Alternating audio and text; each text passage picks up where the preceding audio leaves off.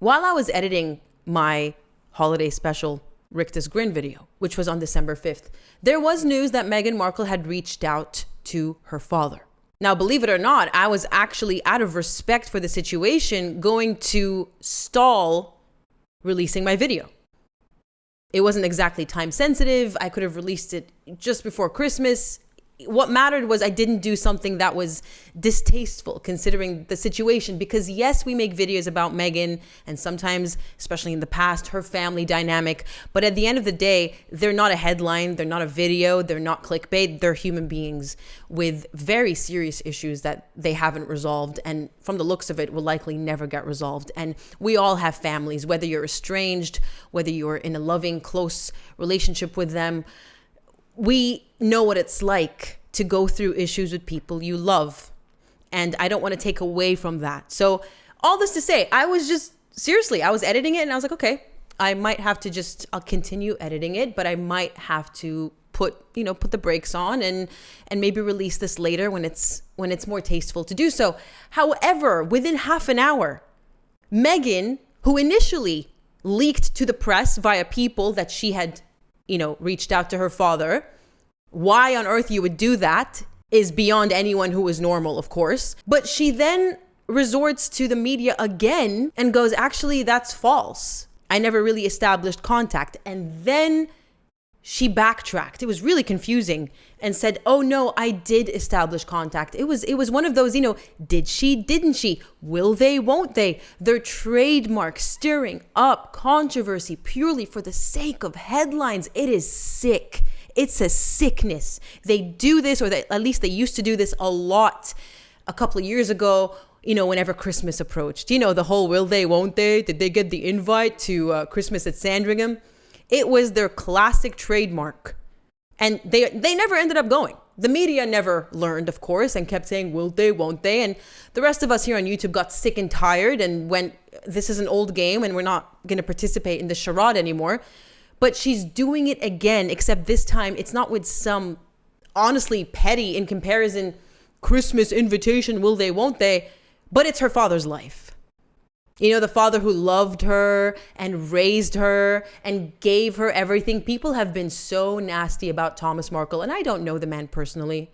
He probably has no idea I exist. I'm not one of those big channels. But what I do know is what a monstrous narcissist is, because yes, I have had the misfortune of having to deal with more than one in my short time on this planet. And Thomas Markle is simply not one of them.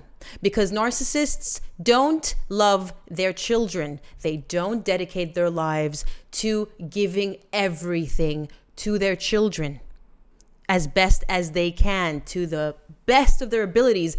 And by all accounts, including Tom Bauer, who was a very reliable, independent source, Thomas Markle did everything for Meghan. Her siblings never disputed that. Thomas Markle himself, anyone who has looked into him. No one has ever been able to dig up anything that could cast his personality in a terrible light. And I am happy to be corrected, but I have, been following this story and this family, I suppose, for almost 5 years now, since the Oprah interview was released. And so I've read almost every book. People from Thomas Markle's past have come out only singing his praises, talking about what a consummate professional he has always been, how absolutely courteous he has always been, and most importantly, how much he dedicated his entire life to Meghan, his pride and joy.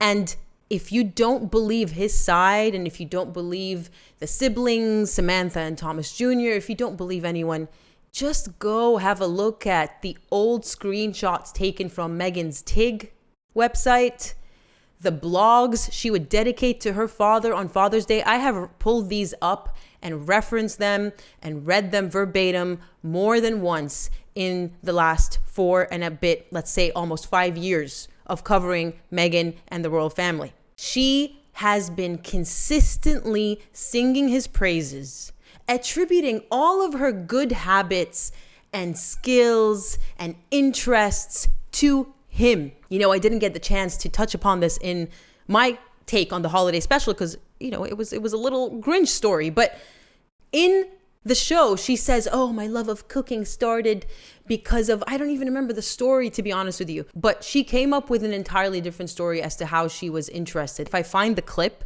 I will put it up here. How did you get into cooking? I just always had a fascination with it and then just kept experimenting and then read your book and it demystified that it didn't have to be that complicated. And I've just cooked ever since. I love it. But it had nothing to do with what she said way back in 2016, almost 10 years ago now, I think right before she met Harry, in her AOL interview, where she practically attributed her interest in food and the TIG and feminism to the time that she spent with her dad, or maybe not always with him, but on the set of Married with Children. Have a listen.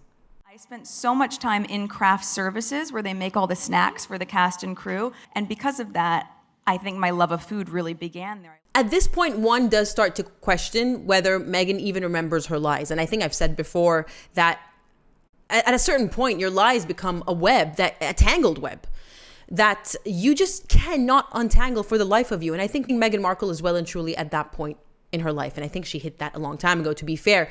But the lies continue to unravel and she is losing track. So back to the whole, did she contact him and did she not? Thomas Markle Sr.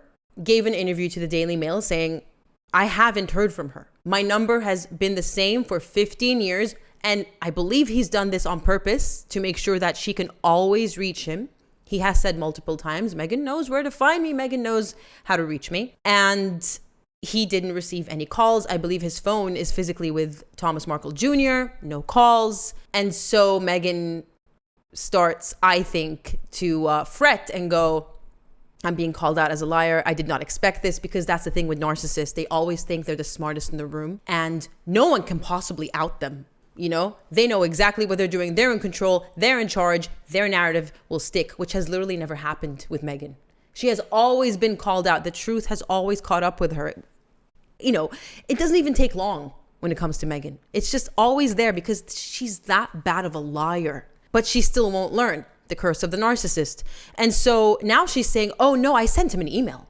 So let me get this straight. Your father, whom you cast aside because he took paparazzi photos, really innocuous paparazzi photos, to make himself look good in the public eye in the lead up to your wedding. That's all he did. Something that Meghan Markle does as often as we change clothing, calling up the paparazzi, take a photo of me here, there, and everywhere, getting milkshakes for the kids so I can go on stage in Germany and say I'm late because I got milkshakes for the kids. You can't make this up. But somehow, according to her, that's bad enough to completely cut him out of her life at the drop of a hat without warning. And here we are, almost 8 years later.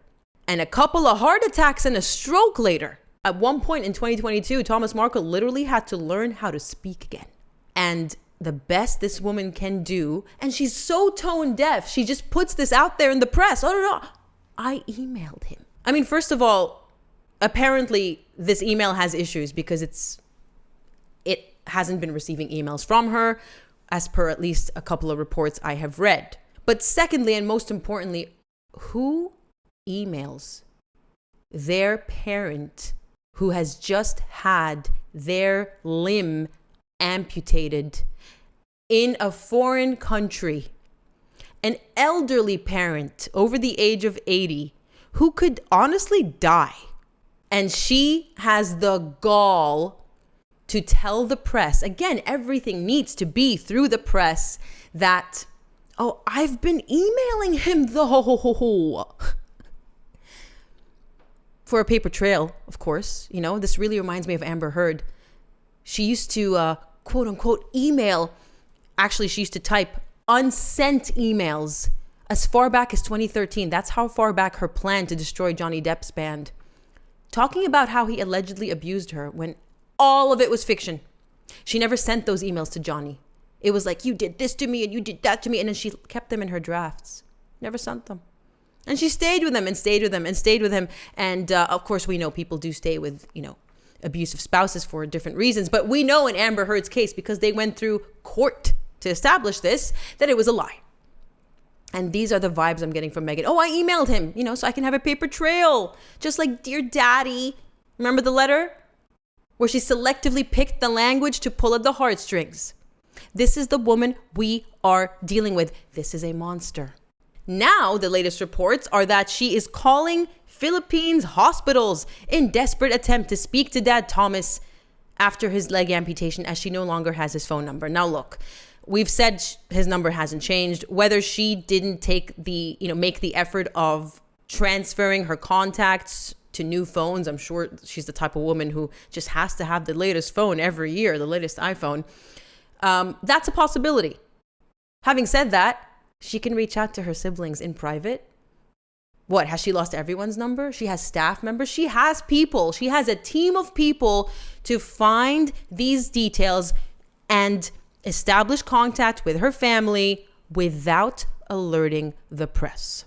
That's the crazy thing here. Despite all the backlash over the last couple of days over how she's using the press to litigate this yet again, to have the final say, to clap back and say, well, actually here, I have it open. This really nasty clap back. Meghan fires back at Mail on Sunday in row over estranged father. So this is when the Mail on Sunday says, well, now we're hearing she didn't reach out to him. You know what she says in response? Listen to this. A source close to the Duchess said the Mail made no attempt to contact the Duchess's team prior to publication to verify the claims in their report.